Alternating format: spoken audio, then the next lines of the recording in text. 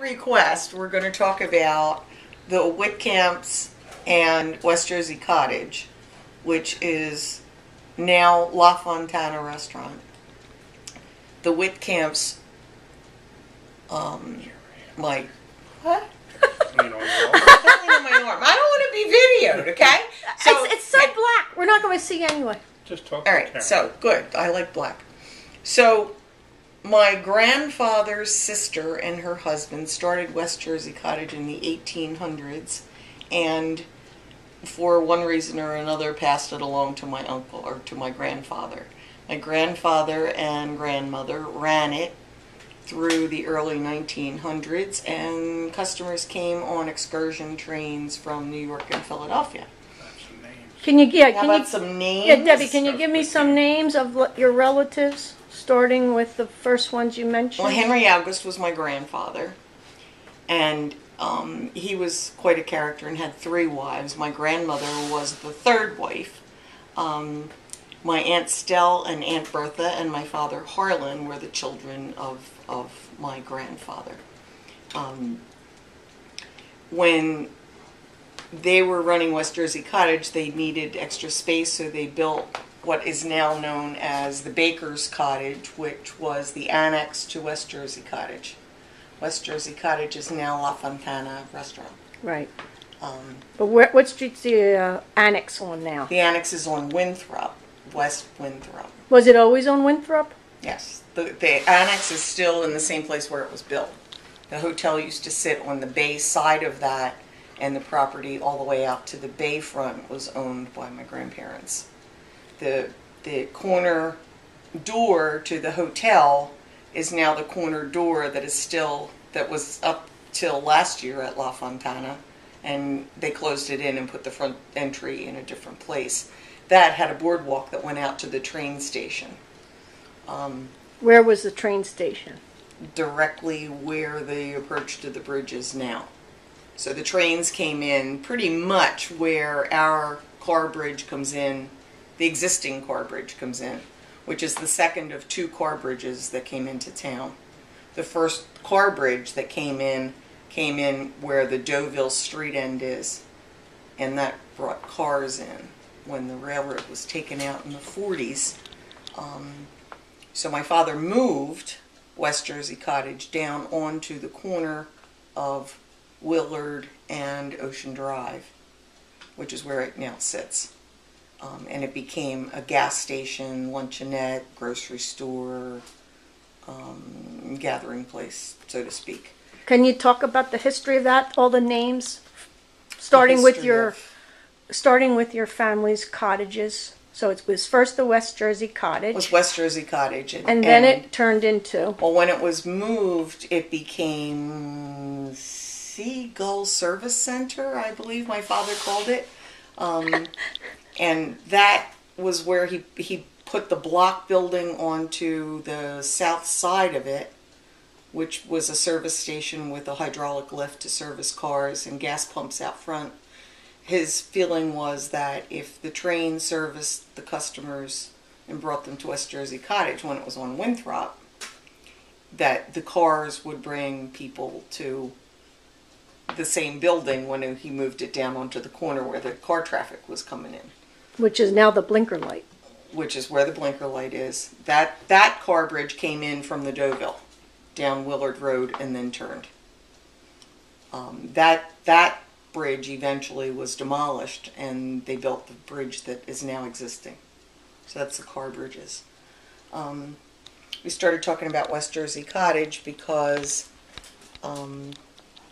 Butch's family, the Vandegrift family, was very close with the Whitcamp family, and that's the connection of Butch to Strathmere. Yeah. So, what was the timing of that? Early 1900s, but I don't know years. Maybe late 1800s, early 1900s. Okay, so Charles H. Vandegrift Sr. and Ella Vandegrift were my grandparents. Mm-hmm. And being the freeloaders that they are, they probably took the train down, found a nice hotel and some easy people, and got a free room. But my father grew up, and my Uncle Mill and Aunt E grew up in the summers in that hotel. And I think, correct me if you know differently, I think that the Vandegrifts also worked with the Whitcamps serving meals and stuff because there was a dining room in part of West Jersey Cottage. So I believe there were 18 guest rooms in the second floor of the cottage. And they served meals all the time. So the annex became sort of a prep kitchen for the hotel. But there was a dining room and I believe 18 guest rooms upstairs. The back end of the hotel that housed all of those rooms was destroyed in the '44 hurricane, at which point the piece of it that now stands just became that piece, and the guest rooms were no more. Who worked at that West Jersey Cottages? Who did all the work? My grandparents, Butch's grandparents, came in on board. I think all the kids had a part of it. There was a young man named Palmer who worked there until he joined the United States Army. And as a kid, he was sort of I guess he was a busboy and cleaned rooms for the hotel and kind of was a do-it-all kind of a kid. I stayed in touch with what him time frame was this? Like approximately. Well, he went in the Army in the Second World War.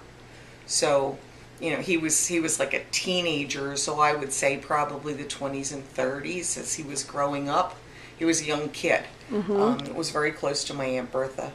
And anyway, I stayed in touch with Palmer for many years, up until I guess the last 5 or 7 years I've lost touch with him. He was a professor, wasn't he, in Texas? Yeah, he lived in San Antonio, Texas, and we met one of his Army buddies in Tillman Island in Maryland. So it's an interesting character. Was he only here in the summer? I think so. I never met him face to face. So Palmer was part of the workers.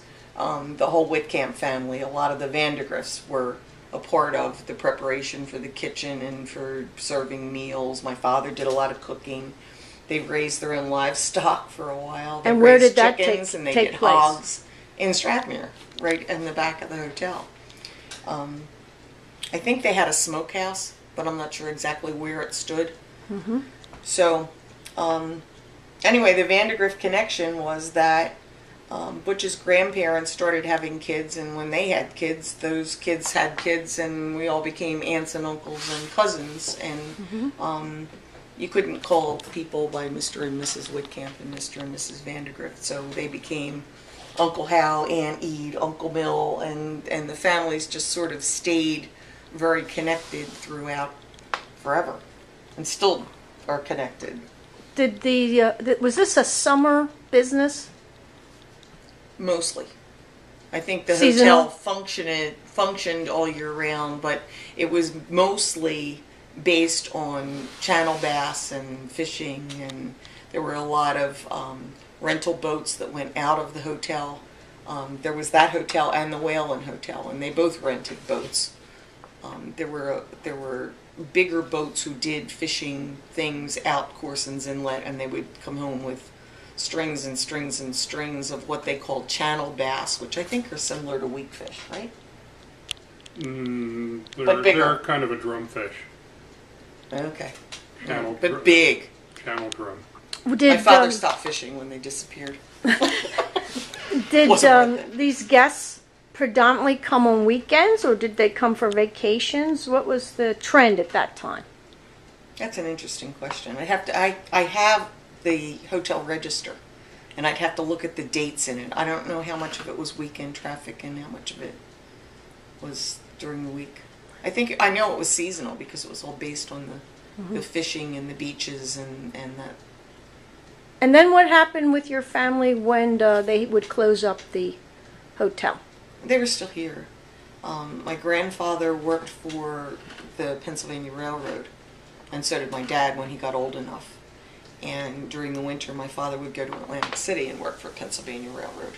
And because they were driving Model T Fords through muddy kind of roads that weren't paved, he would stay in Atlantic City during the off-season. He and my Aunt Bertha used to take me to visit somebody that lived on Stenton Place in the lower Chelsea end of Atlantic City. I can't remember the people's name. But anyway, we would go visit them because they stayed with them in the winter so that my dad didn't have to drive back and forth from Strathmere to Atlantic City on rutted, muddy roads that Model Ts didn't do well with. And was this pre-World War II or post? Pre-World War II. Mm-hmm. Pre-World War II. And my father remembered the whole Atlantic City scene when Al Capone used to hang out over there and would tell all kinds of bootlegger stories and stuff. Mm-hmm. So, yeah. And where did your family come from, Butchie? Your grandparents? My grandparents originally lived in Philadelphia and then moved to start their family to Haddonfield, where was my father, Charles H. Jr., Edith Bootman, and Millard Vandegrift. And they lived in Haddonfield and then came down here to summer. I'm sure they caught the train out of Haddonfield, and which made a connection somewhere down here and then came into Strathmere. My Uncle Mill worked at the hotel. He was like a busboy. And as the story goes, now not too many people know this, but there was a woman who fell in south of the old bridge. And he yelled, he was along the bank near the hotel, and he yelled out, the railroad bridge, right? "Don't grab a hold of the pilings, because you get cut up with barnacles." Well, the woman reached out, tried to hold on. She got cut up, and then she's crying and screaming. So Uncle Mill jumped in and went out, got her, swam her back in. How old was Uncle Mill, do you think? Uncle Mill was a teenager, maybe 18, we'll say, 15. So when the woman got back, she said, "I want to reward you. You can have anything you want." And Uncle Mill thought about it, and he says, "I want a Mounds bar." He said, because there's two pieces in the Mounds bar. True or fiction? I don't know. Isn't that swing bridge. And it had a big A on the top, which supported the part that opened. And my dad said he used to climb up on that all the time and dive off it, which was a no-no. But Deb's grandfather was the bridge tender there, and he used to open the bridge for the boats and close it, when the trains came in. Was there someone tending that bridge year-round? They had to, because of the intercoastal, and there were a lot of big commercial kinds of boats that ran in and out. Dr. Rosenbach had a big boat that my dad used to pilot for him. Mm-hmm. We have the whole log for the bridge openings. How about all the... give you the names of the boats and who owned them. Mm-hmm. The day, time. So there was someone tending that bridge 7 days a week, 24 hours a day? Yeah. Mm-hmm. And would you say that the people that tended that bridge were local people? Mostly I think it was my grandfather. And probably at that time navigation was only done during the daytime. So he did the hotel and he did the railroad at the same time. Now bear in mind, there's a train schedule. So Right. they know there's a train coming at 9 in the morning. Right. So he would make sure he was out there at 8:30 to close it. Otherwise, I'm assuming he left it open. And then he would close it again at 12 when the next train came. So it's not like we see it today, where there's a person Right. working on the bridge and they're Right. taking tolls. I mean, they may have gone back and forth possibly to the West Jersey cottages in between what they were doing on the bridge. Is that possible? Well, probably because they were on the train schedule, as Butch said. There was Pennsylvania Railroad was the only railroad that came in on that particular bridge. The Reading Railroad came in across where Twisties is now, which is a whole different. They eventually merged, but the Reading Railroad came in at Twisties and then turned and went south. Pennsylvania Railroad came in through Ocean City and down along where all those pilings are that are visible just north of our existing car bridge. So that was the Pennsylvania Railroad bed. Did they bring freight and passengers? Mostly passengers, I think, but freight had to come in with the same. At that point, it was like passenger cars and probably freight cars at the same time. They came in through Ocean City, they came in through Sea Isle, they went into Avalon, they went into all the barrier islands. Didn't your mother ride the train to school? My mother grew up in Sea Isle and rode the train from Sea Isle. She and her brothers and sisters all rode the train to Ocean City High School on that railroad bed that is now, what is now existing, we call it a highway, which people laugh at me about, but you know, the road that goes between Strathmere and Sea Isle is built on the top of the old railroad bed. And there was also a trolley bed that ran alongside of the railroad bed. So I'm not sure, Uncle Ed could tell you if the two trains shared tracks. I think they merged between here and Sea Isle. I think that Reading, there was a switch so that the Reading could share the Pennsylvania Railroad things between here and Sea Isle alongside of the trolley tracks. So from the early 1900s you can see pictures of my dad running alongside of the trolley. I'm not sure what year they took that out, but Could a vehicle also go from Sea Isle to Strathmere? eventually, but I don't think initially they could. It was a The sand trains road. were in before the cars were there. There were no cars when the trains were running. So Who were the first families in Strathmere? you put me on the spot. Obviously the Whitcamps were. The May family was here at the same time that the Whitcamps were. When Strathmere became Strathmere as opposed to Corson's Inlet, I understand that there were 12 year-round residents. So What's the time frame of that approximately? 1912, I think they incorporated and became Strathmere. I think 12 residents. there were 12 people. So the Whitcamps and the Mays. I think the Corsons were here. And what's the name of the golden retrievers? Townsend's. Oh, Ken Weaver's Ken family. Weaver's Oh. family was here. Ken Weaver's family was here. I think that the Strobels and the Suttons may have been here, but on a seasonal kind of a basis. That would be a good question to ask of Joan DeFure. Yes. Brian's going to interview her in September. That she and Ed Andrus Sr. would be the ones to ask those kinds of questions, because I'm pretty sure that the Andruses and I think Flory may have been here. Talk about like originally. a typical lifestyle of your father growing up. Food, shopping, etc., etc. What my father got came from the hotel. How it got there, I don't know. I mean, he had a goat. He had chickens. They raised hogs. How the food got there, I don't know. So My would you dad say was- they hunted and fished? A lot. My dad was born in 1903. His older sister Bertha was born in 1901. So they were the first two babies born in Strathmere. In their homes? Yeah, at home. How the food got there is beyond me. Probably it had came to. in It with had the to come train. in with the train.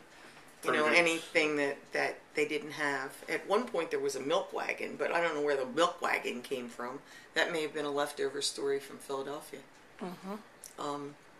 Like if they needed or wanted anything, how did they go about getting it? Had to come in on the train. There was really nowhere to go. If you didn't raise it or shoot it or fish it yourself, I don't remember them doing much hunting, other than duck hunting and like Trapping? waterfowl and stuff. I don't remember stories about trapping. Your mom was a hunter. Yeah, but my mother hunted offshore from Sea Isle with her brother. That's really. What was your mother's maiden name? My mother is part of the Pfeiffer clan.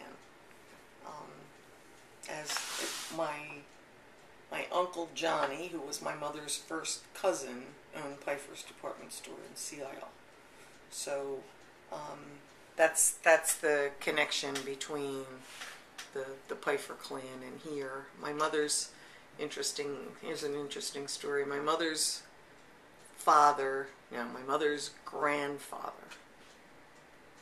grandfather ran the Inlet Hotel in Townsend's Inlet at the opposite end of the island. And my grandparents ran West Jersey Cottage at the north end of the island. And how my mother and father ever got together is an interesting, kind of a curious kind of a story. Because there was an age difference, right? 10 years. 10 years. Well, Harlan was in the Coast Guard. And They he say fought my the mother battle- chased the uniform. He fought the Battle of the Great Egg Harbor Bay. He's the reason we're not speaking German. The Great Egg Harbor Bay is the bay to the right and the left of the big Parkway Bridge. So we always say that Harlan protected us, and that was his area to patrol for German submarines. Was there any evidence of submarines? Not in Strathmere, South Ocean City, And is this World War One? too. For World War Two? Tell Karen about the footsteps that went up to, what was it, Tony's? Oh, there's a pier in South Ocean City, used to be called Tony's Pier. And the Vandegrift family compound was in South Ocean City, down around 58th, 59th Street. And what year did they purchase that? Probably 1920 or so. So this was after they had met the Whitcamps. Now, this is another offshoot of the Vandegrifts. This Oh. was my Well, your My- dad was my- over there. my grandfather's father purchased that house. Maybe it was in the mid-1800s. And he was Dick Stewart connection to the Vandegrifts, Yeah. right? And he, Who had a gas station at 55th Street, by the way.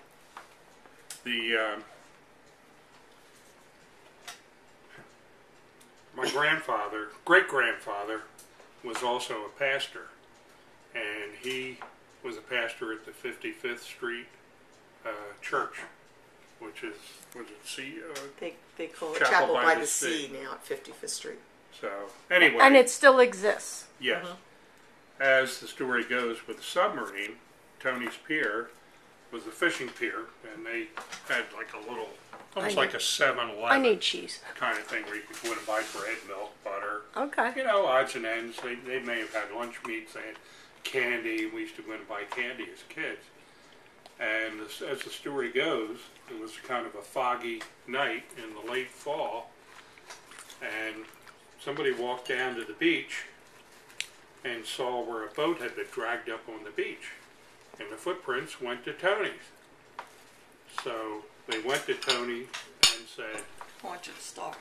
you know, did you have any strange customers in here? And he said, oh yeah. He said, I had All of them. a couple of, like 3 or 4 people came in, and they bought almost all the bread and butter and milk and all this stuff. And he said, and they just kind of disappeared. He said, well, were they German? He said, oh, I don't think so. He said they spoke perfect English. But at that time, the U-boats were off the coast of New Jersey. So they had 3 or 4 people or whatever that spoke good English, came in, bought their supplies. Boat went out, disappeared. Who knows? And that was in the era where they had blackout curtains on all of the big hotels that were still functional and lit up and stuff inside. In the 40s, there was a lot of old money who came into Atlantic City that eventually left Atlantic City and went to Miami Beach after the war, and when they pulled out was when Atlantic City started to decline again. But all of the old hotels, when I was working in Atlantic City, and it was before the casino industry came in to save it, they had the blackout curtains in the Marlboro Blenheim and on Resorts International now, that was Haddon Hall. All the blackout curtains were still in place, so that if you did the tour of the hotel, and parts of it were still functional, and people worked as radio or hotel phone operators and chambermaids and stuff. But if you walk through the old dining rooms and the common areas of the big old hotels, there were these huge blackout curtains that were still stacked up on the sides of all the windows. So it wasn't, I mean, like Ocean City had U-boats off the coast. Atlantic City probably did as well. Sure. The condos between here and Sea Isle that are dolphin condos were built by a guy named Rudy Plappert, who was a U-boat captain in the Second World War for the German Army, or German Navy. Saw Whale Beach through a periscope and said, if I live through this war, that's where I want to build. And he did. He came and he built the Dolphin Motel he built it on the east side of what is now the road between Strathmere and Sea Isle. So it was on the ocean side, and the 62 storm moved it off of its pilings or underpinnings, whatever they were, lifted it up and landed it right in the middle of Landis or Commonwealth Avenue. So they had to move it, and they condemned all the properties on the east side of that road. So it got moved over to the west side in the same place and then added on to. So that actually was built by a German U-boat captain. And would that be in the late 40s? No, I remember when that was built. That had to be built in the early 50s, I would say.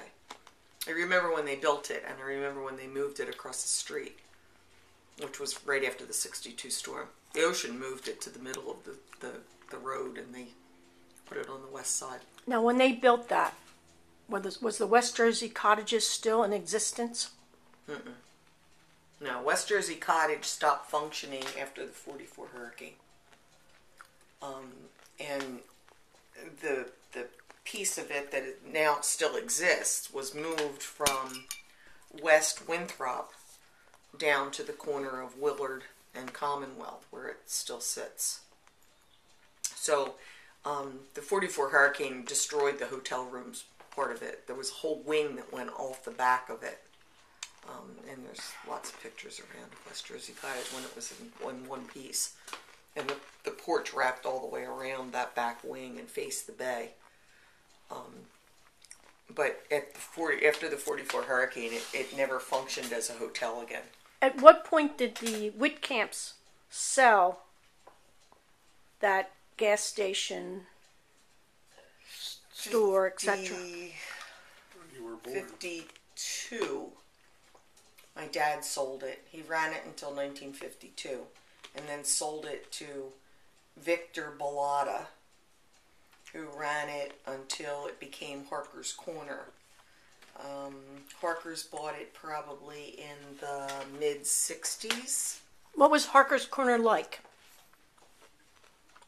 Similar to what it was when my parents had it, but he kind of divided it. It still had a lunch counter and a grill and that sort of thing. And then he kind of split half of it off on the north side and made it like similar to a Wawa, a convenience store, where they also did deli sandwiches and subs and takeout kind of sandwiches. But it was like bread, milk, chips, like a Wawa. Insect repellent.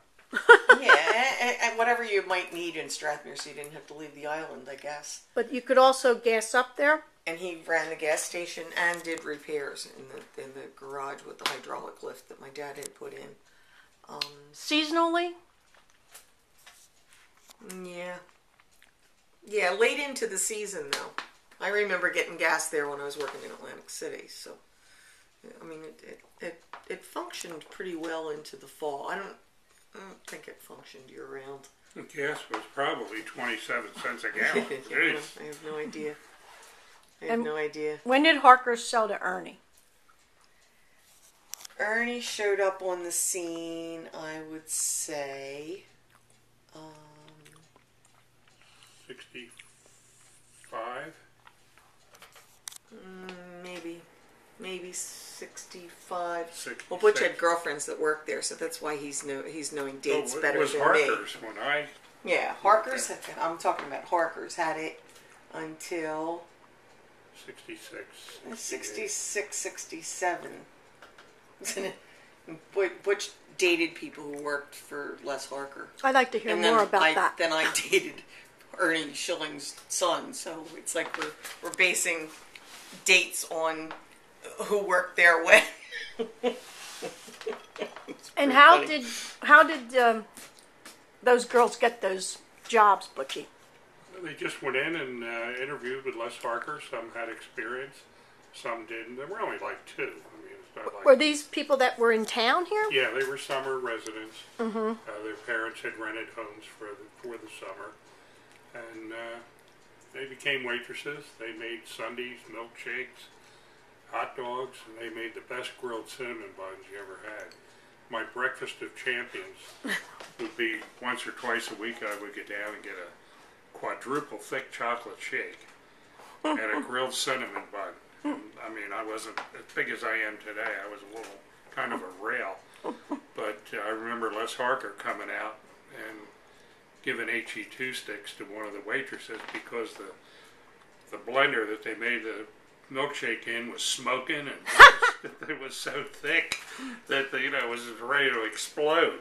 And he said something like, "Wow, look at all this ice cream." And Les Harker was a little on the cheap side. "I hope you're charging extra." And before Kathy could say anything, this girl that I was dating, I said, "Yes, she's charging me 50 cents extra."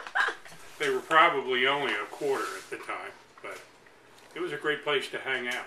And if you needed, a little something, crackers, cookies, you could go in and buy it. And what Les would they was be? a little different than my mother. My mother had ice cream that got dipped out, and when it got too low to dip and we had to reach too far, she'd take the big tub out and give it to all the kids with spoons and let them finish it. Is that when your mother worked at the corner, or? Yeah, when my mom and dad ran it. Mm-hmm. The kids thought it was wonderful.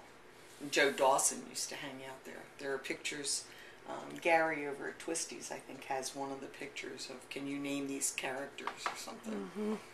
And my mother is with all the kids that worked for them, and Joe Dawson pumped gas for my dad. So anybody that has been around Strathmere for a while knows Joe Dawson. How did Joe get down here? I don't know. His parents were here. I knew his parents when I was a kid. But he was... Joe was a cartographer, wasn't he? That was called a map maker? Yeah. Yep. Joe Dawson, who worked for your parents. Mm-hmm. He was the character that everybody remembers by his boat and by hanging out at the Deauville and making pirate noises. He always wore a khaki shirt with the sleeves rolled up and khaki pants every day. I mean, he changed. But they were clean cats. his favorite hangout was either Deauville or Twisties. He was known there. He always had a cigarette hanging out. And I think he lost the vision in his right eye because of that cigarette smoke wafting You don't out. know that. Come on. And wasn't Dave Emmel down there too?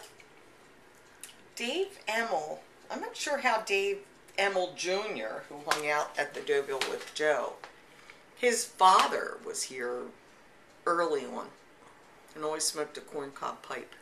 Daddy used to say he looked like Popeye because he smoked a corncob pipe. He was a building inspector, I think, for Upper Township. And the Emmels were here for many years. And where's the Emmel house located? The Emmel house is on Sea Cliff.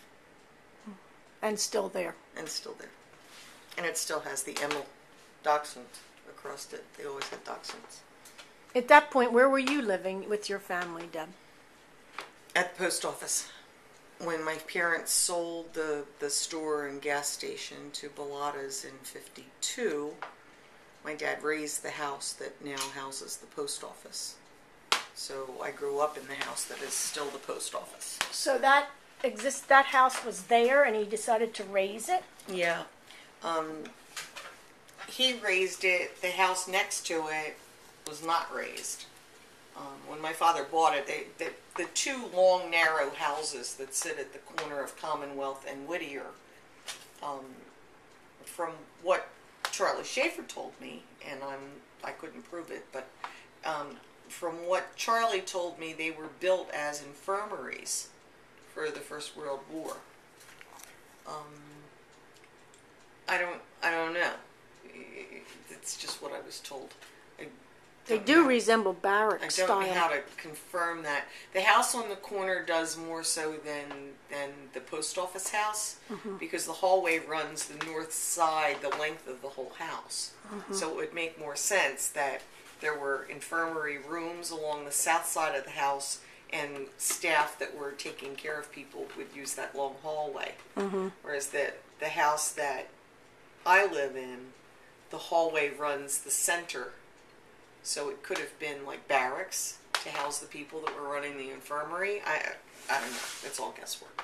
So But talk they were about probably built in the early 1900s during the First World War. talk about what your dad did with your family home. What The existing home now? the home that you live in now, that it actually houses the U.S. Post Office. Well, they had the post office when they had the corner store. So when he moved the building down onto the corner of Willard and Commonwealth, the post office was in there, as was the luncheonette and the gas station. It was all in one great big thing. When my parents sold that and moved to the house on the other side of the firehouse that we live in now, they put the post office in that house, so people came there to get mail. Oh, wait a minute. I got to turn this.